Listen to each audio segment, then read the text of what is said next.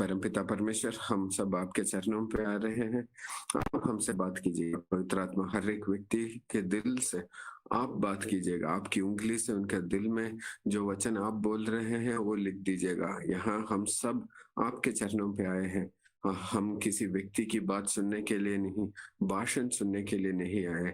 हम आपसे मिलने के लिए आए हैं, आपसे सुनने के लिए आए हैं। आपका जिंदा वचन हमको सुनाइएगा, हमारे जिंदगी को आपकी तरफ लेके जाइएगा, आपकी भलाई में, आपकी आशीष में चलाइएगा। हर एक वचन जो बोले जाएंगे वो पूरा आपके हाथों में ही देते हैं। आपकी इच्छा के खिलाफ कुछ भी यहाँ ना बोले जाए और आपके चित्त के अनुसार ही बोलने के लिए हम मांग रहे हैं। आपके पुत्र यीशु मसीह के नाम से मांग रहे हैं। और हर एक वचन जो आप बोलने वाले हैं वो सब एक अच्छी मिट्टी पर गिरने वाली बीजों की तरह वो 100 गुना फल लाने के लिए आप आशीषित कीजिएगा, सब यीशु मसीह के नाम से। आमीन आमीन आमीन। आज का वचन के लिए हम 1 पत्रुस 5 का 7 लेके पढ़ेंगे। 1 पत्रुस 5 का 7। उसमें ऐसा लिखा है कि अपनी समस्त चिंता उस पर ही डाल दो क्योंकि वो तुम्हारी चिंता करता है। हे परमपिता परमेश्वर, इस वचन को आप आशीषित कीजिएगा, आप बात कीजिएगा। हम सब आपसे सुनने के लिए आए हैं। आप हमारे समस्त हमारे बीच में है, इसलिए धन्यवाद बोल रहे हैं। आमीन आमीन आमीन। हालेलुया। देखिए गए ये वचन में ऐसा लिखा गया है कि हमारा सारी चिंताएं उन पर डाल दीजिएगा क्योंकि वो तुम्हारी चिंता करता है। हालेलुया। वो तुम्हारी चिंता करता है। आमीन हालेलुया। वो तुम्हारी चिंता करता है। आमीन हालेलुया। देखिएगा, हमको तो अनेक बार हमारी जिंदगी में हम सोचेंगे कि प्रभु हमारी चिंता नहीं करता, प्रभु हमारे बारे में कुछ सोचता ही नहीं, हमको ऐसे ही छोड़ दिया है। अगर कुछ हासिल करना है तो हम कठिन परिश्रम करके अपने ही प्रयत्न से वो हासिल करना है। लेकिन यह बोल रहे हैं तू उस पर वो आप पर आपकी चिंता उस पर छोड़िएगा क्योंकि वो आपके लिए चिंता करता है। वो कैसे आपके लिए चिंता करता है? वो ऐसा चिंता करता है जैसे कि एक पिता या माता अपने बच्चे के लिए चिंता करते हैं। एक बच्चे के लिए कैसे चिंता करते हैं वैसे ही, खुद बच्चे के लिए कैसे चिंता करते हैं वैसे ही प्रभु हमारे लिए भी चिंता करता है। उदाहरण के लिए बच्चा तो अपना खुद का क्या चिंता करता है? वो तो बारिश है तो भी खेलने के लिए दौड़ेगा, उसको सर्दी जुकाम नहीं आएगा क्या? तो कौन उसको रोकेगा? माता पिता रोकेंगे। वो स्कूल जाएगा तो बिना बुक, बिना पेंसिल, बिना टिफिन कुछ नहीं लेगा, वो हैप्पी हंसते गाते वो स्कूल जाता है। तो कौन उसके लिए खाने के लिए तैयार बंदोबस्त करता है? सर्दी है, जो अभी सर्दी का मौसम है, उसके लिए अच्छे कपड़े कौन लेके आता है? हम में से हर कोई जो पिता है बच्चों की देखभाल कर रहे हैं, हम सब जानते हैं कि बच्चों के लिए हम चिंता करते हैं। ऐसे ही एक उदाहरण यूहन्ना का किताब 20 अध्याय का 15वीं वचन। यूहन्ना का किताब 20, यूहन्ना का शुभ संदेश 20 अध्याय का 15वीं वचन। उसमें ऐसा लिखा है 20 अध्याय का 15, 20 का 15 में ऐसा लिखा है, यीशु ने उससे कहा, हे नारी, तू क्यों रो रही है? तू किसे ढूंढ रही है? देखिएगा, यहाँ यीशु मसीह कलवरी सूली पर चढ़े और वहां एक बहुत घोरनाक भयानक मौत हुआ। उसके बाद उनको बहुत काम था, वो जय घोषित करने के लिए इतना महत्वपूर्ण काम था कि कोई मनुष्य वो नहीं कर सकता था, कोई मनुष्य वो काम नहीं कर सकता। वो पाताल लोक में गए, वहां शुभ संदेश बोले, वहां का बंदियों को, कैदियों को छुड़ाकर फिर वो उसके बाद जय घोषित होकर उनके पिता स्वर्ग में जा रहे थे, अपना खुद का खून स्वर्ग में डालने के लिए, वो लहू को वहां याग अर्पण करने के लिए बहुत महत्वपूर्ण काम थी। इतने बड़े महत्वपूर्ण काम के बीच में एक औरत की आंसू को देखकर यीशु मसीह रुक गए। बड़े बड़े काम एक भी मनुष्य नहीं करता था। मौत, इतना बड़ा मौत के बाद वो नीचे धरती पर, फिर ऊपर स्वर्ग पर बहुत बड़े बड़े काम थे। बहुत बिजी आदमी थे उस समय में, बहुत बिजी, बहुत बड़ा काम था। लेकिन एक औरत की आंसू को देकर अपना पिता को स्वर्ग में जाकर पिता को मिलने का काम भी रोक दिया यीशु मसीह। और उनसे आके पूछ रहे, तू क्यों रो रही है, क्यों रो रही है? यीशु मसीह को एक औरत की चिंता थी, एक नारी की चिंता, और वो भी बड़ी अपोस्तल नहीं थी, बड़ा प्रवाचक नबूवत करने वाली नहीं थी, शुभ संदेश बोलने वाली नहीं थी। वो तो यीशु से छुटकारा पाई हुई एक स्त्री थी। और वो आगे बाइबल में उनके बारे में ज्यादा कुछ नहीं बताया गया।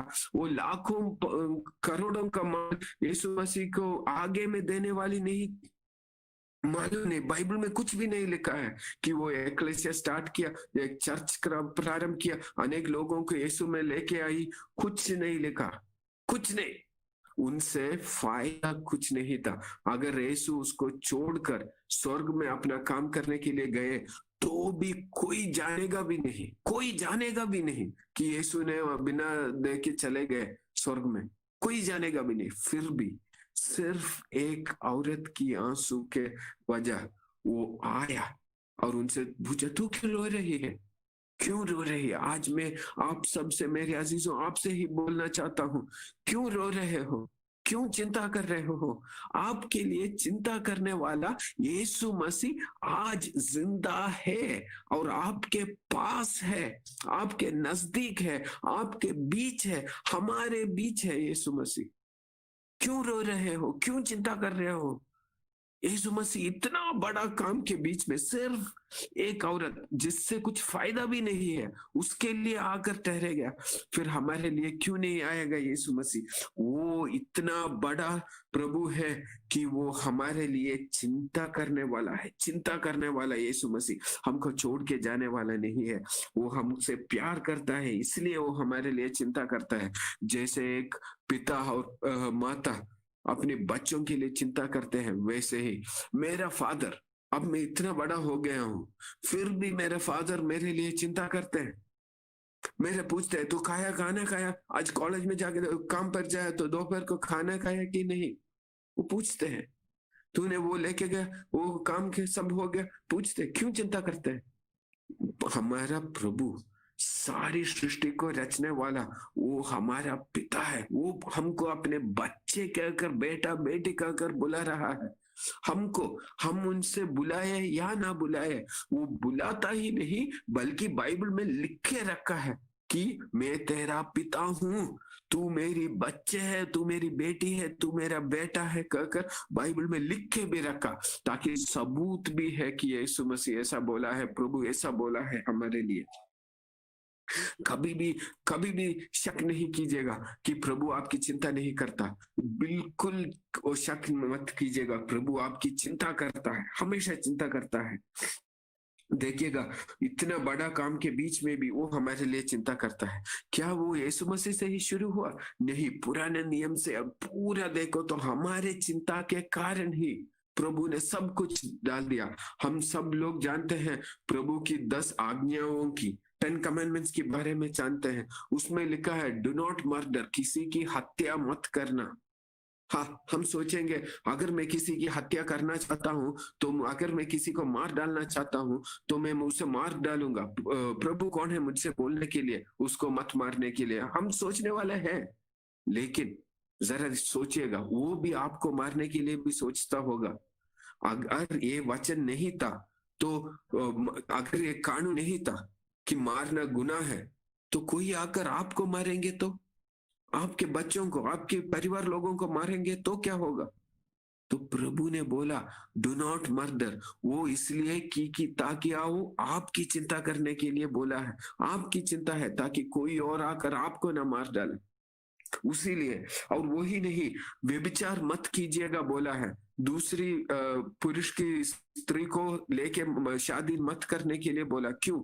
ताकि हमारा परिवार सुख और शांति से रहे, ताकि कोई अमीर आदमी या बड़ा धनवान आदमी हमारा घर में आकर हमारे बीबी को लेके जाएगा तो वो नहीं होना चाहिए। इसलिए हमारे आशीष के लिए वो लिखा है कि व्यभिचार करना बुरा है, ताकि हमारा परिवार अटल रहे।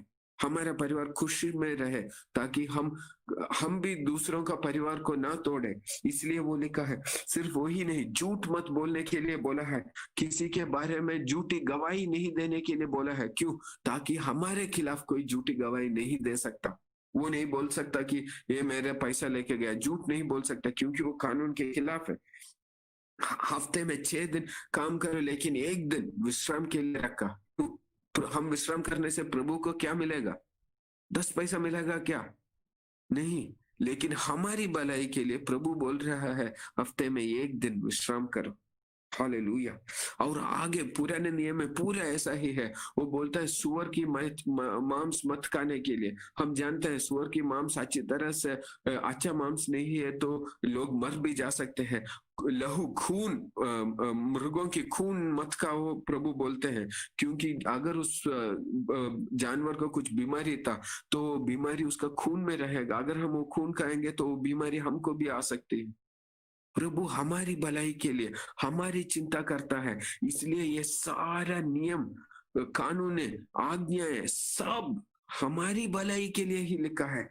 इसलिए प्रभु हमारे लिए इतना चिंता करता है। हम सब के लिए वो चिंता करता है, सबके लिए। और मत्ती का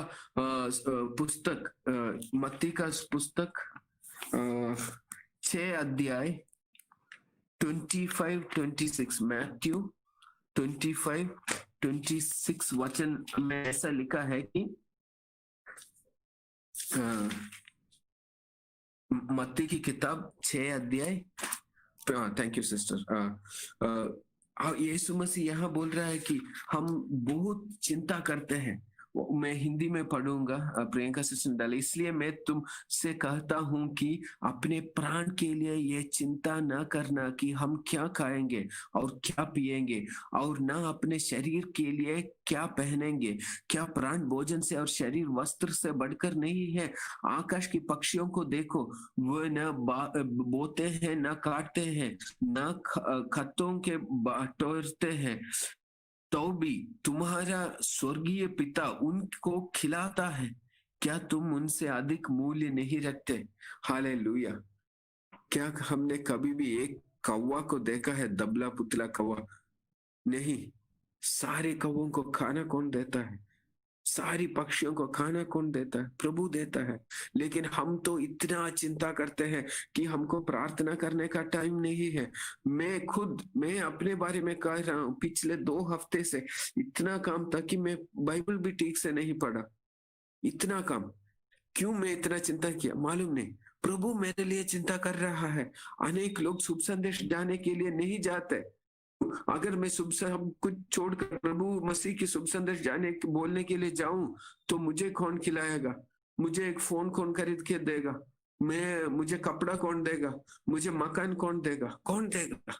अरे मैं जानता हूं, मेरा एक दोस्त है, वो पेंटर था, कॉन्ट्रैक्ट लेके बिल्डिंग का पेंटिंग करता था। वो तो इतना पेंटिंग किया, हर दिन काम करता था, लेकिन खाने के लिए पैसा बचता भी नहीं था। कुछ ना कुछ आकर उसका पैसा चला जाता था।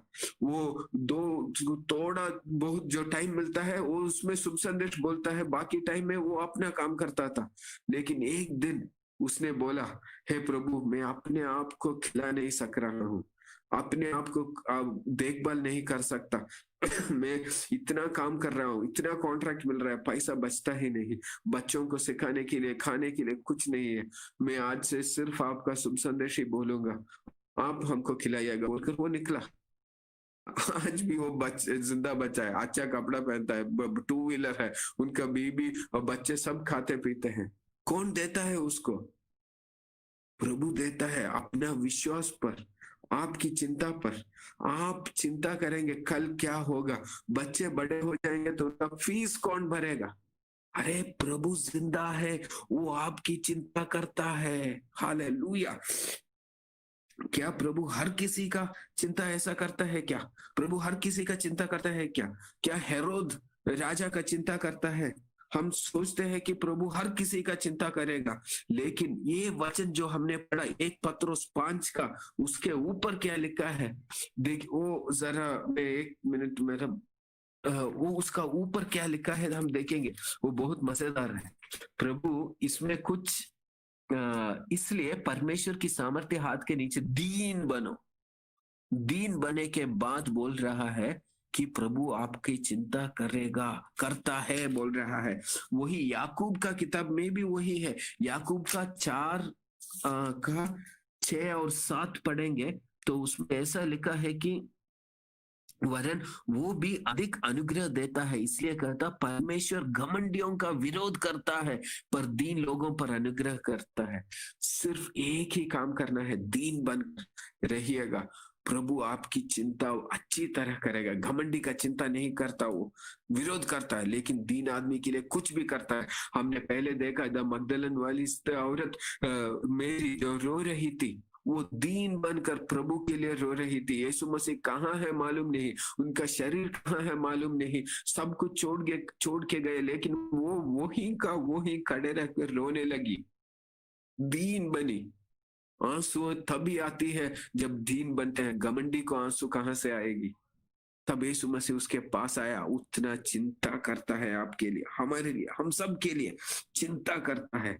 क्यों? हम सब, कोई भी घमंडी नहीं है, हम सब दीन है। देखेगा, मैं क्यों बोल रहा हूं कि हम सब दीन है? क्या एक घमंडी यीशु मसीह पर निर्भर करेगा कि यीशु मसीह मुझे छुटकारा देगा? हम तो जानते हैं कि ये कहानी है नामान की। एलीशा उससे बोलता है तुझे चंगाई चाहिए तो यॉर्दन नदी में जाके 7 बार डुबकी डालो बोलता है। तो ये गुस्सा बहुत जाता है, हाँ? इस गंदी पानी में मैं डुबकी क्यों डालूं? मैं नहीं डालूंगा, मेरे पास इतना अच्छा अच्छा नदियां है, मेरे घर के पास अच्छी पानी है, मैं वहां जाके नहाऊंगा, यहाँ नहीं नहाऊंगा। वो बोलता है ये तो बस एक छोटा सा प्रार्थना किया, ये क्या प्रार्थना प्रेयर भी नहीं किया। बोलता अगर कुछ बोलते, अच्छा प्रेयर करते तो बहुत अच्छा होता। तो उसका दिल में घमंड था, वो डुबकी नहीं डाला। लेकिन जब उसका घमंड गया और वो डुबकी डाला, तब वो चंगाई प्राप्त किया। हालेलुया। घमंडियों के साथ नहीं, जो दीन लोगों के साथ है, प्रभु आपकी चिंता करता है। हम सब दीन है। मैं क्यों ऐसा बोल रहा हूं? क्योंकि हम सब हमारी रक्षा के लिए यीशु मसीह पर निर्भर होते हैं, हमारी क्रियाकर्मों के लिए नहीं। अनेक लोग ऐसा है जो स्वर्ग में जाने के लिए पूजा पाठ करते हैं, स्वर्ग में जाने के लिए जपते ही रहते हैं, 108 बार जपते हैं, यहाँ वहां चलते हैं, उस मंदिर पर चलते हैं, इस मस्जिद में जाते हैं, उस चर्च में जाते हैं। क्यों? इतने मास्क करते हैं, मोमबत्ती जलाते हैं, दूसरे राज्यों में जाते हैं, मक्का में जाते हैं स्वर्ग जाने के लिए। अरे अपनी प्रवृत्ति से स्वर्ग जाएंगे क्या? हम मसीही लोग अपनी काबिलियत पर स्वर्ग नहीं जाते। हम दीन बनकर यीशु मसीह तू मुझे बचाना, आप अगर मुझे नहीं बचाएंगे तो मैं नरक में का योग्य हूं बोलेंगे। तब ये यीशु मसीह दीन लोगों को चिंता करने वाला, वो आकर हम सबको रक्षा करता है। इसलिए मैंने बोला कि हम सब दीन लो है, क्योंकि हम यीशु मसीह पर आश्रित करते हैं, हमारी खुद कर्मों की नहीं, खुद कार्यों की नहीं, खुद के बल पे नहीं। हालेलुया। लेकिन हम सोचेंगे हाँ प्रभु मैं दीन हूं, मैं प्रेयर करता हूं, मैं आपके बारे में ही चिंता करता हूं, मैं आपका बेटा हूं, लेकिन मेरे जिंदगी में कठिनाई क्यों आती है, मेरे जिंदगी में परेशानी क्यों आती है? हालेलुया। देखिएगा 1 सामुएल की किताब 17वीं अध्याय 36वीं वचन पढ़ेंगे। उसमें बहुत ही स्पष्ट रूप से प्रभु बोला है, हमारे लिए एक रहस्य उसमें रखा है।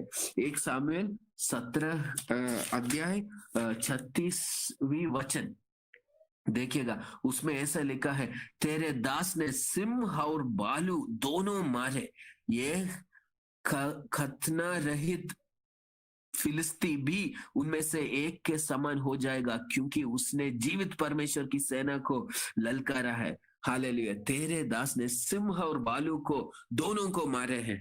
हालेलुया। एक छोटा सा बालक, वो युवक दावीद एक बार अपने बड़े भाई, युद्ध में रहने वाले अपने भाइयों को देखने के लिए आया, तो एक बड़ा मोटा कद वाला, बहुत ही ऊंचा शक्तिशाली गोलियत नामक एक व्यक्ति आकर बोलता है, ललकारता है कि तू सब बेकार है, आप इसराइल जन सब बिना कुछ शक्तिशाली है, कोई आप में से दम है तो आकर मुझे हराओ बोल के वो ललकारता है। कोई नहीं जाता, लेकिन दावीद जाकर बोलता है, सिंह और भालू को मैंने मारा, ये भी यीशु के नाम में मर जाएगा बोलता है। तो ऐसा एक शक्ति दावीद को कैसे मिला? दावीद एक चरवाहा का काम करता था। देखिएगा उसकी जिंदगी में दूसरे चरवाहों तो लोमड़ियों से लड़ते हैं, ज्यादातर भेड़ियों से लड़ते हैं, भेड़ियों को भगा देते हैं, उनके साथ कुत्ते होते हैं, अस्त्र होता है, 3-4 लोग मिलकर भेड़ियों को और लोमड़ियों को भगाते हैं। लेकिन दावीद की जिंदगी में उससे भी बहुत बड़ी कठिनाई आई। भेड़िया नहीं, लोमड़ी नहीं, दावीद के खिलाफ भालू आया। भालू को कैसे भगाओगे? दावीद के खिलाफ शेर आया, शेर को कैसे भगाओगे? सब लोग भाग जाते हैं। लेकिन जिंदगी में जब मुश्किलें आती है, परेशानी आती है, उस समय दावीद भागा नहीं, वो परमेश्वर पर आश्रित होकर अपनी दुखों को वो झेला, अपनी परेशानियों को वो प्रार्थना में जीत लिया। वो भालू को मार डाला, भेड़ियों को मार डाला और जीत हासिल किया। इसलिए बाइबल का वचन में साम्स 144 का 1 में, साम्स भजन संगीता 144 का 1 में ऐसा लिखा है, यहोवा मेरा चट्टान धन्य हो, जो मेरे हाथों को लड़ने और मेरी उंगलियों को युद्ध करने सिखाता है। अगर आपकी जिंदगी में कुछ परेशानी है, वो यीशु मसीह आपका हाथों को बल देने के लिए, आपको उंगलियों को लड़ने के लिए सिखा रहा है, ताकि एक दिन आप एक बड़ा विजय प्राप्त हो। दूसरे लोगों को कठिनाई आएगा तो वो हार जाते हैं।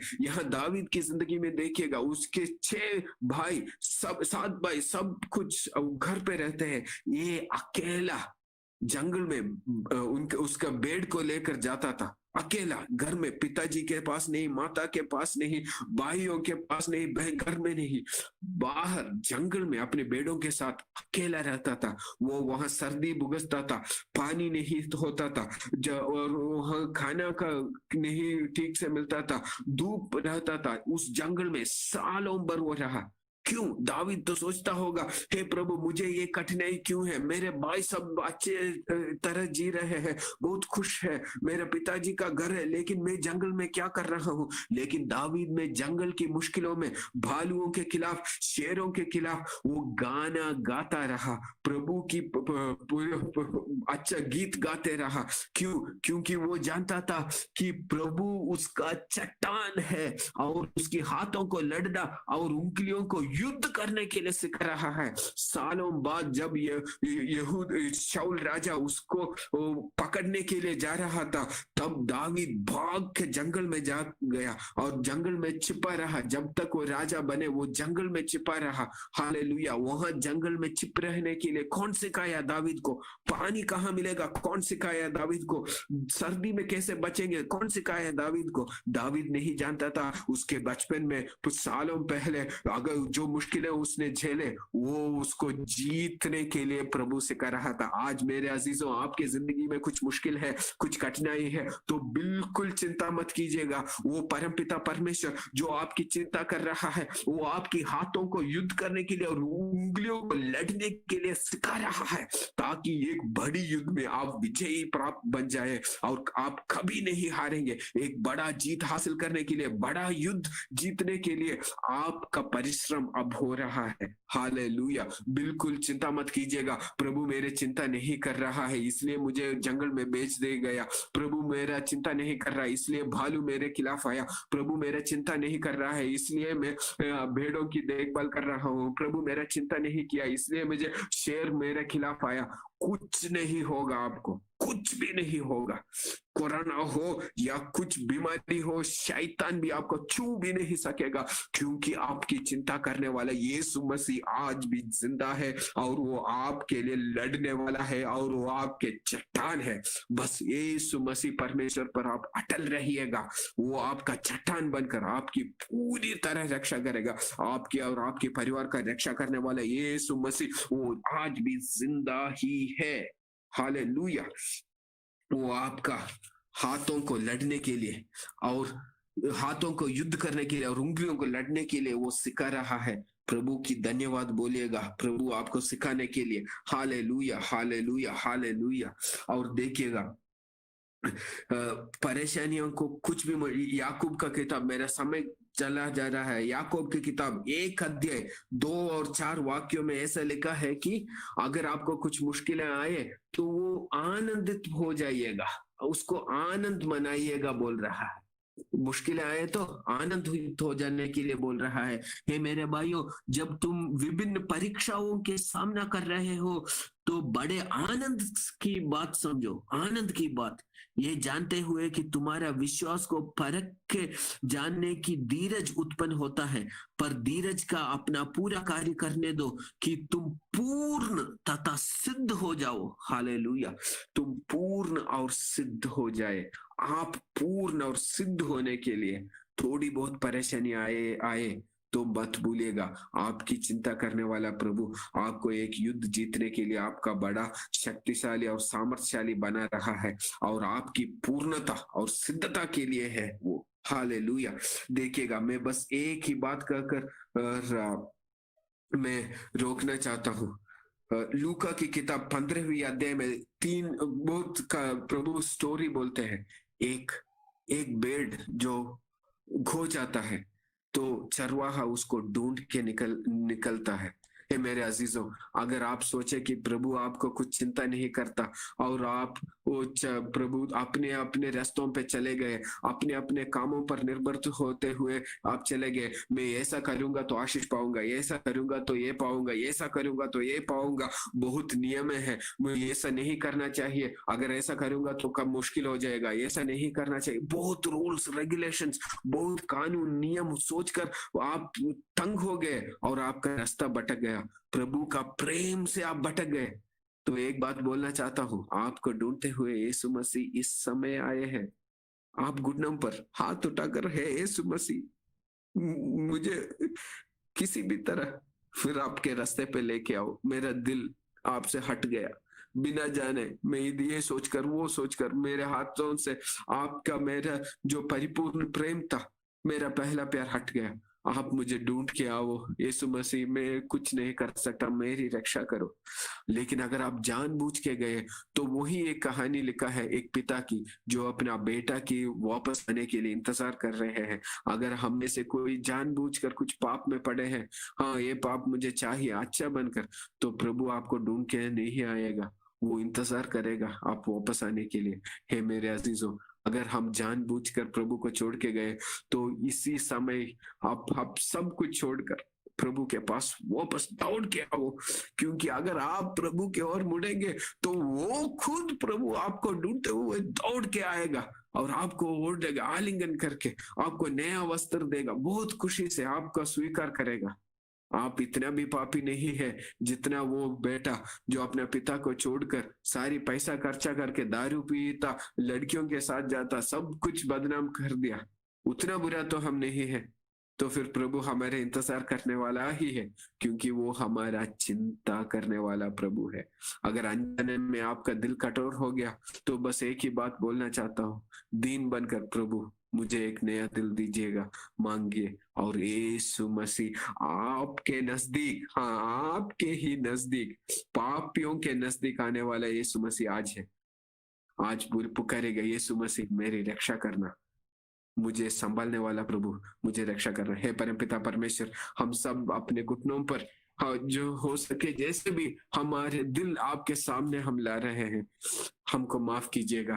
हम जानते हैं जो जो परेशानी आई है हमारे जिंदगी में, जो जो कठिनाई है, वो हमको लड़ने के लिए, युद्ध के लिए आप हमको सिखा रहे हैं। आप हमारे चिंता करने वाले हैं। हम कल की चिंता क्यों करें, क्योंकि कल की चिंता तो आप करने वाले हैं। मेरा कल आपके हाथों में है, आप मेरे चट्टान हैं। जैसे दावीद की जिंदगी में कठिनाई आए, भालू आए, शेर आए, क्यों उसको जीत दिलाने के लिए, युद्ध सिखाने के लिए आप उस कठिनाई को दिए, वैसे ही हमारे जिंदगी में जो कठिनाइयां बीती गई है और जो है वो सब हमको एक बड़ा इनाम मिलने के लिए, एक बड़ा जय मिलने के लिए, बड़ा आशीष मिलने के लिए आप दिया है। इसलिए हम धन्यवाद बोल रहे हैं। आपकी हमारे लिए जो प्रेम है वो अपरंपार है, अपरंपार है। आप हमारा चिंता करने वाले हैं। For God cares for you, आपके बगल वाले नहीं, पास्टर की नहीं, सेवकाई करने वालों की नहीं, आपकी, आपकी, उनका भी प्रभु ध्यान देता है, चिंता करता है, और आपकी भी करता है।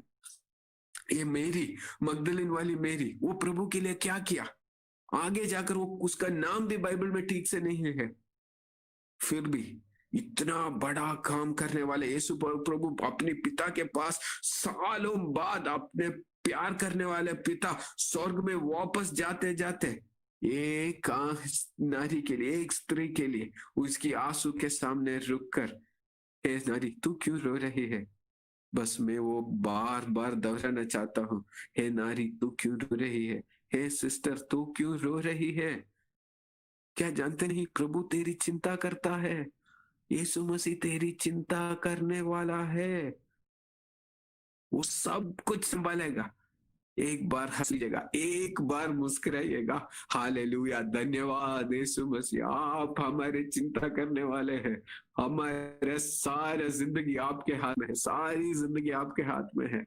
हे प्रभु हम सबको आशीषित कीजिएगा, हम सबके साथ हमेशा हमेशा आप रहने के लिए धन्यवाद बोल रहे हैं। हम आपके हाथों में हमको उठाकर लेके जाइएगा, यीशु मसीह के अधिकार वाले नाम से, आमीन आमीन आमीन।